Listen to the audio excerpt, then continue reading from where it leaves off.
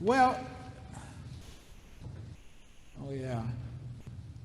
We today Jesus seems like he's a little hot under the collar, doesn't he? He's a little frustrated. He's frustrated at the scribes who don't seem to understand that he is in fact fulfilling the great shalom by stimulating the hopes and dreams of others. He's frustrated at his family who somehow doesn't seem to get it. He just seems a little bit hot under the collar. And I don't want to make a big point of that other than to say Jesus being fully God and fully man can have moments, just as we can have moments. And I take a certain amount of comfort in that. I bring it up when it happens, but I sense a little bit of that in today's gospel. You see, what Jesus is dealing with today is he's dealing with an attack from within the faith. There's a challenge to what his ministry is all about, and it's this attack that he is struggling against. And so the question that comes out of this lesson is the issue or the statement, united we stand, and divided we may fall, but we don't have to. There's nothing really wrong about being somewhat divided. There's nothing wrong with having different opinions or values or identities. The fact of the matter is we're all a little bit different. We all see faith just a little bit differently. We have different political persuasions. We have different social constructs. We were brought up differently. We were educated differently. We've been employed in different types of jobs.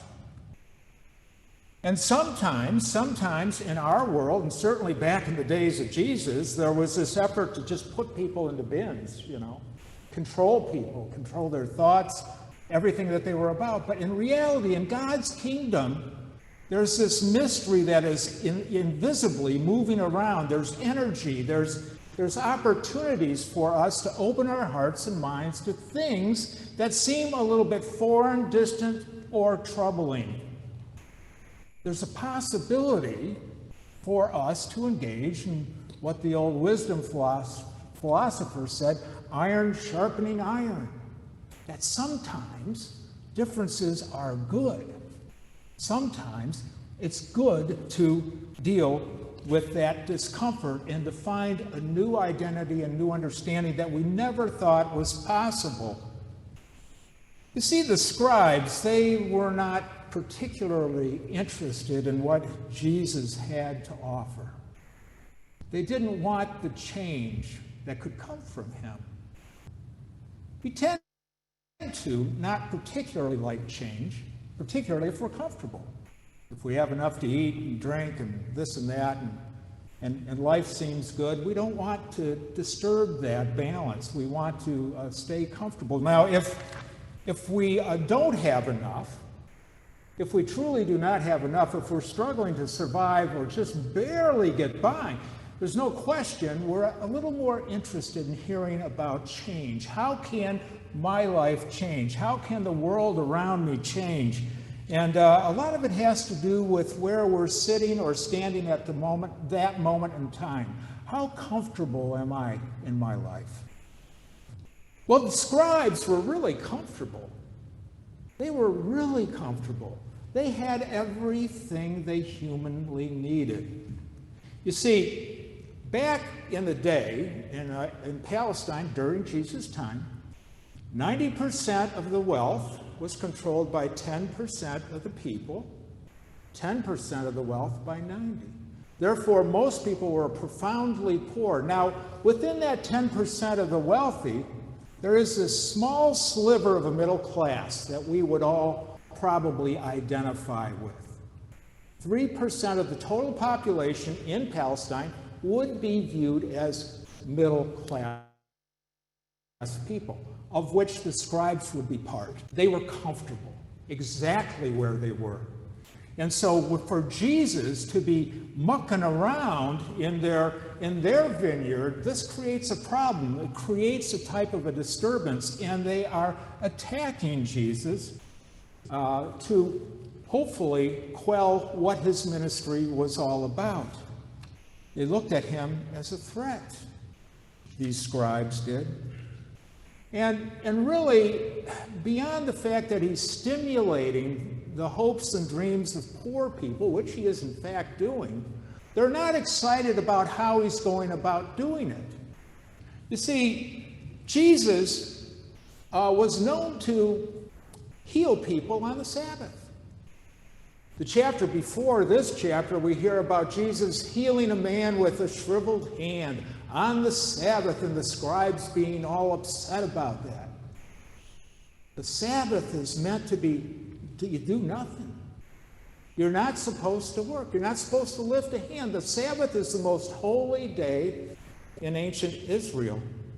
But Jesus says, well, wait a minute, come on. God is always coming to us. God's answer is always yes. If someone's crying out and hurting, and God is right there, God's going to go for it and do something. This is shalom. To see someone hurting and to respond. I'm not going to wait another day. Sorry, but that's not really what the Sabbath is all about. Well, beyond that, Jesus, during this time in his ministry, is probably the first third of his ministry.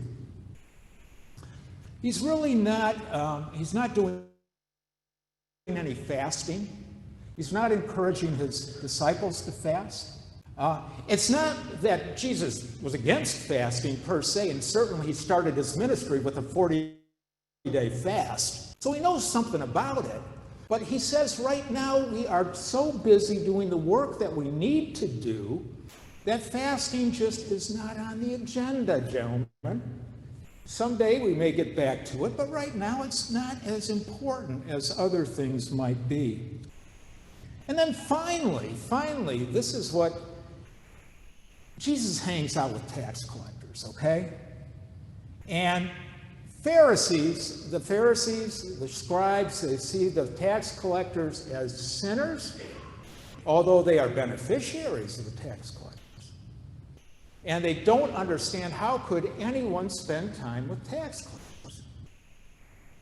Well, Jesus, being a prophet of shalom and looking at the world around him and trying to present God's love to all people, regardless of who they are, recognizes, as he looks at the lay of the land, that the most important group he can begin to attend to is the tax collector. That is where the money is.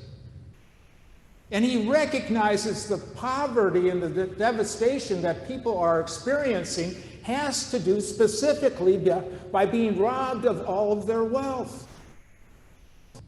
You see, to be a tax collector back in the day, you had a license.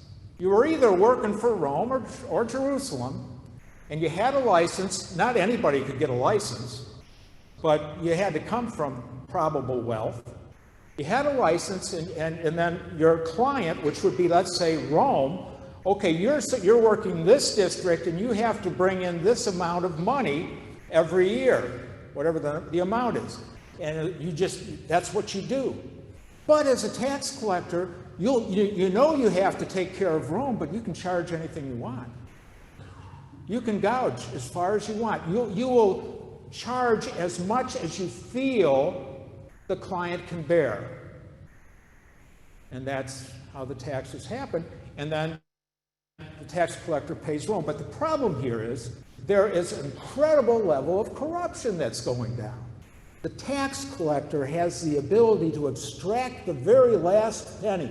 And often what will happen is, I understand your family situation, and I will take you right to the edge to make sure that you can continue to produce for another year.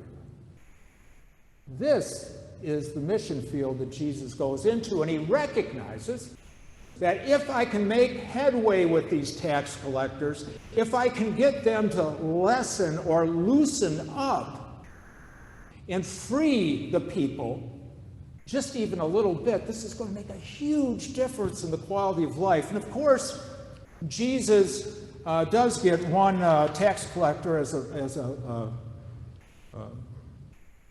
apostle, or disciple, Levi, who is called Matthew, he joins the full ranks, but Jesus is involved with a lot of tax collectors. And so what is happening within the milieu of his ministry is the social construct is loosening up. We see people that have more hope than they ever had before. We see energy, we see excitement. How can you even have excitement or energy if you're poor and you don't have enough to eat? But you see something's happened. Jesus is working it out, demonstrating the shalom, doing the justice work that the prophets before him called on all of us to do. Jesus does not back down. He does not give up. He continues forward. And he makes it clear to the Pharisees that if you talk bad about the Spirit, this is Spirit work. This is shalom. This is the holy work of God. If you speak poorly of that, it's not a good thing. It's not a good look. Get yourself together.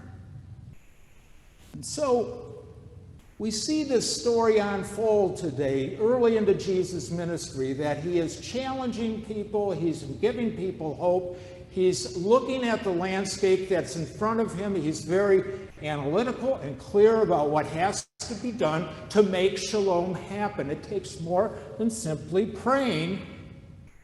It takes doing, and it does take work.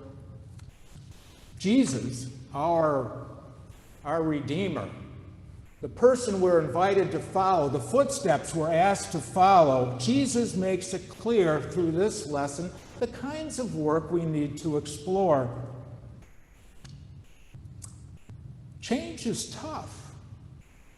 It's not easy for any of us to take whatever those next steps are.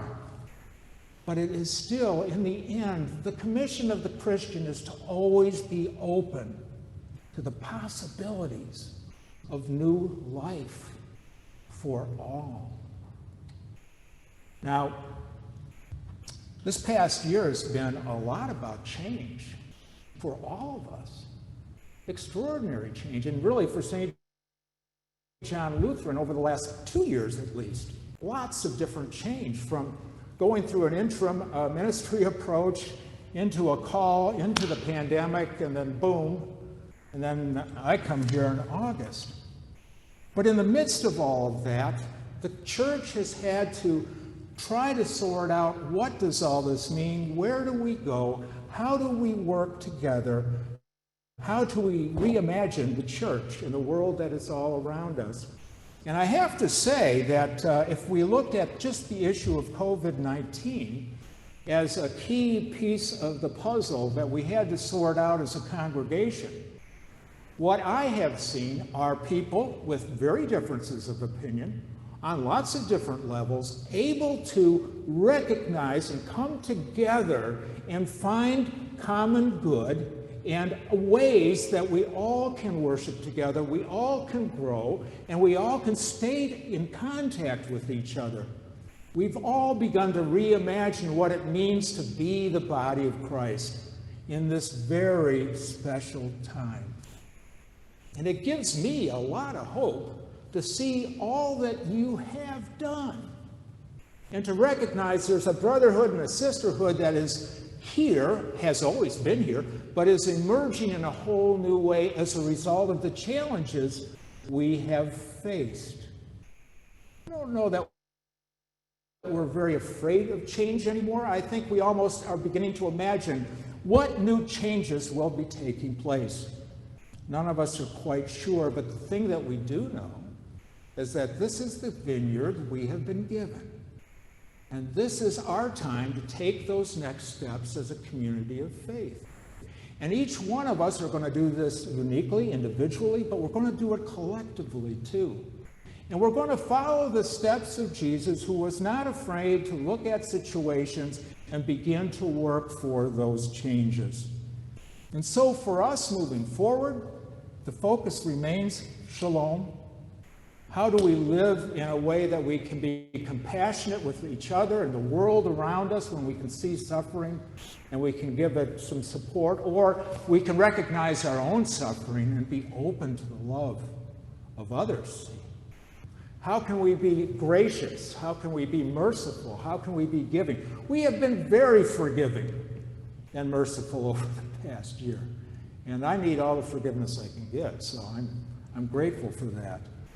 And all kinds of other opportunities to do ministry. And so, in the end, we look to Jesus, we look to his example, we see the road ahead of us, we take it one step at a time, we keep dreaming, we keep imagining, we don't give up, we don't give in, because we have been gifted by the Spirit of God. Amen.